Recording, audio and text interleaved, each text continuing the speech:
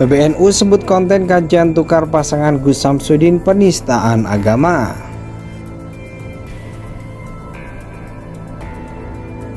Ya tentu bagi MUI ini serius gitu ya. Karena itu kami sedang melakukan koordinasi dengan pihak kepolisian. Saya barusan tadi nelpon ke teman di Polda ya.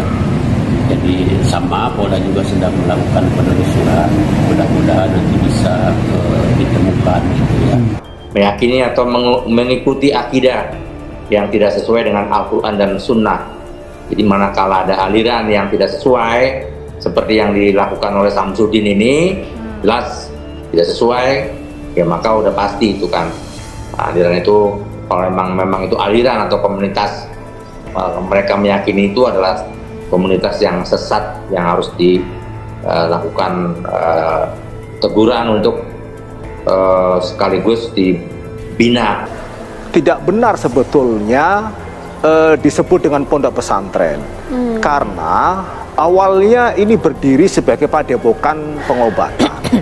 Nah, ketika padepokan pengobatan di akhir Desember 2023 ini menimbulkan kasus besar karena ada di antara pasien itu meninggal di kamar mandi yang menyebabkan kehebohan dan seterusnya. Nah, yang bersangkutan ini agak cerdik karena lalu kemudian menyertakan masuk orang-orang yang punya sanad keilmuan pesantren untuk disertakan masuk mengajar keilmuan agama. Lalu diubahlah lembaga ini dari padepokan menjadi pondok pesantren. Tetapi sebetulnya syarat-syarat pondok pesantren tidak terpenuhi. Bukan hiburan atau pendidikan, tapi sebenarnya itu lebih mengarah kepada ya pelecehan ya, pelecehan terhadap ajaran agama. Ketua PBNU Ahmad Farur Razi atau Gus Farur menanggapi kasus konten pengajian boleh tukar pasangan yang diunggah Gus Samsudin. Ia pun mengecam keras konten tersebut dan menyebutnya penistaan agama. Ini sudah masuk ranah penistaan ajaran agama Islam, harus dihukum agar jerah dan menjadi pelajaran bagi konten kreator lainnya. Jangan main-main dengan ajaran agama Islam, kata Gus Farur dilansir Detik News Minggu 3 Maret 2024. Gus Farur mengaku sejak awal ia sudah menduga video yang viral tersebut merupakan konten yang dibuat untuk mencari sensasi. Ia pun berpesan kepada para konten kreator agar tidak menggunakan cara-cara yang sensasional dan jahat untuk mencari popularitas.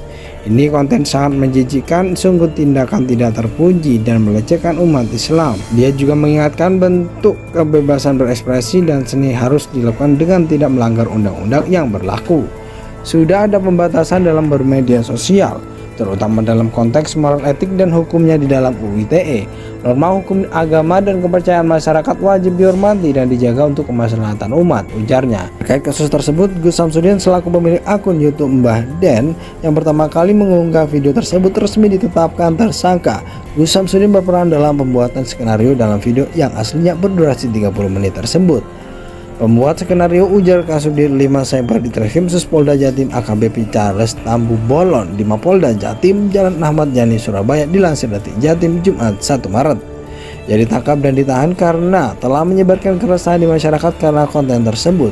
Gus Samsudin disangka pasal 28 ayat 2 dan 3 UU ITE terkait adanya unsur informasi yang meresahkan dan membuat keonaran di masyarakat.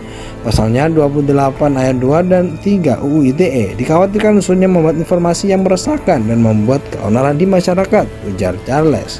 Ketua PBNU Ahmad Farur Razi atau Gus Farur menanggapi kasus konten pengajian boleh tukar pasangan yang diunggah Gus Samsudin. Ia pun mengecam keras konten tersebut dan menyebutnya penistaan agama. Ini sudah masuk ranah penistaan ajaran agama Islam, harus dihukum agar jerah dan menjadi pelajaran bagi konten kreator lainnya. Jangan main-main dengan ajaran agama Islam, kata Gus Farur dilansir Detik News Minggu 3 Maret 2024. Gus Farur mengaku sejak awal ia sudah menduga video yang viral tersebut merupakan konten yang dibuat untuk mencari sensasi. Ia pun berpesan kepada para konten kreator agar tidak menggunakan cara-cara yang sensasional dan jahat untuk mencari popularitas.